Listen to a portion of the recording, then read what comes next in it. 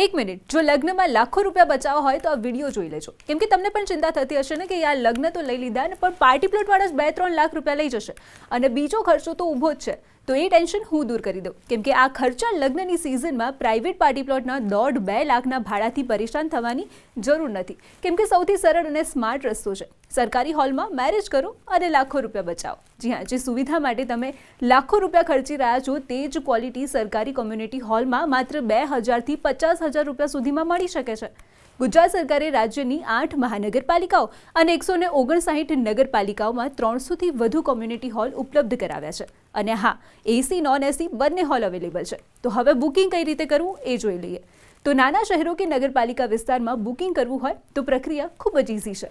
સૌથી પહેલાં સરકારના પોર્ટલ enagar.gujarat.government.in પર જાઓ. ત્યાં સિટીઝન રજિસ્ટ્રેશન કરીને લોગિન કરો.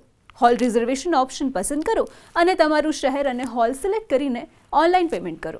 મોટા શહેરો માટે જેમ કે અમદાવાદ, સુરત, રાજકોટ તો તમારે જે તે શહેરની સત્તાવાર મહાનગરપાલિકાની વેબસાઇટ પર જઈને બુકિંગ કરવાનું રહેશે. એટલે કે અમદાવાદ માટે એએમસીની વેબસાઇટ, સુરત માટે એસએમસીની વેબસાઇટ અને રાજકોટ માટે આરએમસીની વેબસાઇટ. આ સુવિધા ફર્સ્ટ કમ ફર્સ્ટ સર્વના ધોરણે છે, તેથી લગ્નની તારીખ નક્કી થતાં જ તરત જ બુકિંગ કરાવી લો.